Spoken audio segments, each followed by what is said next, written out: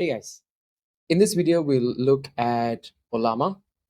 Ollama is a way to run models on your computer. It's a free bit of software that you can download. And as you can see here, I've navigated to Ollama's website.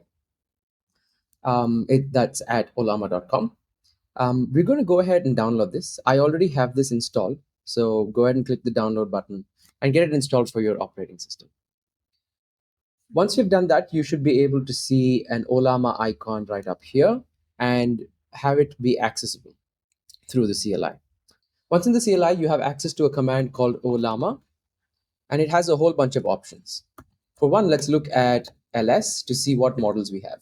I've gone ahead, and you can see that I have the Llama 3 Groq tool use model. But the interesting thing about Ollama is that you can pull models, much like how you can do with Docker, as in Docker pull image. You can actually pull models from Ollama. So how do we do that? We go over to the models tab in Ollama's website. And as you can see, there's a whole bunch of models that you can look at, download, play with, whatever you feel like. For today's example, we'll be using the latest Llama 3.2 model. These come in variations that are easy to run locally because they require less memory. And as you can see here, you have a few different versions, the 1 billion, 3 billion, and a few more. So what we'll do now is let's use the 1 billion instruct model. And we can do that by copying over this command, heading over to our terminal, and we'll say Ollama. Well, we can do run. Running this command will pull the model down and then run it for us. But what you can do is also say Ollama pull. And they should go ahead and kick off the process to download the model and store it locally. Now that that's done, that took about 2 minutes on my internet connection to finish. We can actually run the model via our CLI. So we'll go ahead and paste that command again that we copied from Ollama, and let's run that model. This gives us an interface to actually chat with the model. So let's say, hey, and see what the model says back. So you saw that that was pretty quick. The reason that's the case is because we got the 1 billion parameter model and not the other 8 billion, 12 billion, 70 billion parameters. If you have enough GPU or enough memory on your machine, you should probably get the bigger ones and experiment. I'm running on an M1 Mac with 16 gigabytes of RAM, so I don't have too much to play with. So we can have a little bit of a conversation and see how this goes. Um, I'd like to tweet about Ollama. Can you help me? So you can see that it's pretty quick, just running locally on a 16 gigabyte M1 Mac. And this says, I'd be happy to help you craft a tweet about Ollama, also known as Ollama. Can you tell me a bit more about what you're looking for, and so on and so forth?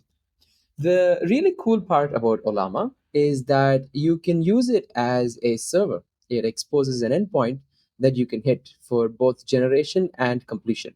The way we're using it right now is via the CLI, and it's working in the chat mode where we can talk to it like as if we're talking to ChatGPT. But if you'd like it to complete, models allow you to generate text as well for completion. You can do that. So I'm going to head over to Postman, and I have this little API set up. Ollama by default runs on port 11434, and the endpoint is API/generate. You can take a look at the endpoints by heading over to this URL in GitHub, and you can see that there's a whole bunch of endpoints that you can use to interact with Ollama locally. What we care about is to generate a completion and to generate a chat completion. So to generate a completion, it's API generate, and to chat with it, it's API chat. Here you can see that I'm using the Llama 3 Groq tool use model. And so just to show you kind of the difference between the 1 billion and this Groq tool use is the 8 billion parameter model. Let's say we want to generate the completion for hi, and let's see what happens. You can see that it's pretty slow. That's because it's an 8 billion parameter model. It takes a lot of time to build up in memory. In fact, while it does its thing, let me show you that there's going to be a pretty big spike in GPU usage. I'm going to bring these over real quick side by side. Since we are generating text, we're not using it as a chat model. We'll say the quick brown fox, and it should generate the completion for this. If you notice on the right hand side here, you'll see that there's a spike in memory because it's using the GPU on my machine. You'll see here that it's actually completing it and it's giving me one word at a time. That's because it's working in streaming mode. So we can also set streaming to false so that we get the entire completion in one go and not having to wait for it to stream. So you see here, the quick brown fox jumped over the lazy dog, which is actually correct. So what you can do now is then change this to the model that we had earlier, which is llama 3.21b instruct, and then this whole this name, and then bring it up here, paste it here, and then the replies are going to be a lot quicker. So we can see here that the 1 billion parameter model didn't do as well as the 8 billion parameter model, but that's okay. That's expected.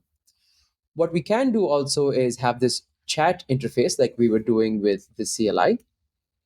I'm going to bring up my activity monitor on the side here so we can see the memory usage. Here we'll continue using the Llama 3 Groq tool use model and we'll kind of chat with the model itself. So here I'm going to enable streaming again and I'm going to say, hi, how are you doing? And again, you'll be able to see here that there's a spike in memory. So here the model is going to give me back a response in streaming fashion. Let's turn that off for the sake of our API. And we should get back a decent response. I'm good, thanks. How can I assist you today? You can do the same thing with the other model, paste that in, and we should be able to have a fairly good chat interface with using the API as well. You can imagine that you can push this behind a web UI and then you can create some pretty interesting user interfaces. Speaking about user interfaces, there is a really interesting project called OpenWebUI that gives us a self-hosted interface for AI that works very similar to ChatGPT. So let's go ahead and download that.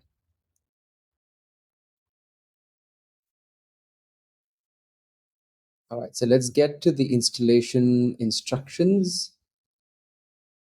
We can install it using pip, but I'm pretty sure there's a Docker version as well. So if Ollama is on your computer, use this command, and that's what we want. So I'm going to copy over that command, head over to my terminal, and let's exit. And I think there's a command you can use to say that. So you can say /by. Of course, you can also press Control C and it'll exit. And let's run OpenWebUI. So that took a couple of minutes to finish, but now that it's running, we should be able to access this in our web browser at port 3000. So let's head on over to that. It's not running for some reason, so let's see what's up.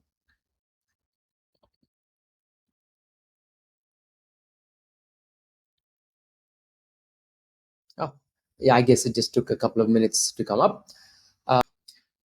If you say sign up, you'll notice here that OpenWebUI does not make any external connections. All data stays on the local machine itself. So I'm going to use my name, and let's say example.com, and I'll say 1, 2, 3, 4, 5. Cool. Now that we have that set up, I'm going to zoom in here. Let's select a model, and this is working with Ollama locally, and so we'll use the 1 billion instruct model. And you can see here it's a very familiar interface. It looks a lot like ChatGPT, and it gives us a few different options to start with. But more interestingly, what I can do is let's kick off a chat. Let's say, hey. Interestingly, we can upload files and work with them. So I'm going to try something here. I'm going to upload a PDF that I have. And there's this PDF that I've downloaded called AI and Data Literacy that I'd like to play with. So you can see here that it's uploading the file locally to Ollama, and it kind of provides the context for our conversation. That file is pretty large. You can see that it's 17 megabytes, almost 18, and it took a bit to upload and process. What's happening behind the scenes, and I haven't checked this, is I think OpenWebUI or Ollama, maybe in conjunction, is creating embeddings for this document so we can chat with it. So I'm going to ask the model summarize this document for me. This could take a while though.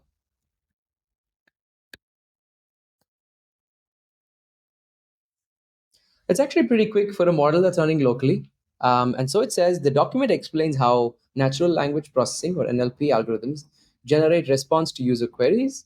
These algorithms analyze the context and previous queries of a user, allowing them to provide more relevant and accurate answers. And it goes on. Let's see who the authors are. Who are the authors of this PDF?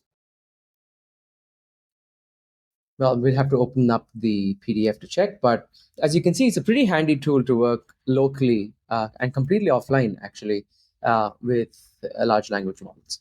So, OpenWebUI is pretty awesome piece of software. There's a lot of features that you can use. You can see on the right hand side here. We can tune the model with the system prompt. We can talk to the model. We can talk to it like as if we were talking to ChatGPT if you've used ChatGPT and voice. And so if you'd like me to cover more in-depth features of OpenWebUI, please let me know down in the comments. Um, and I'll be happy to make one. I hope you found this video useful, and I'll see you in the next one. Ciao.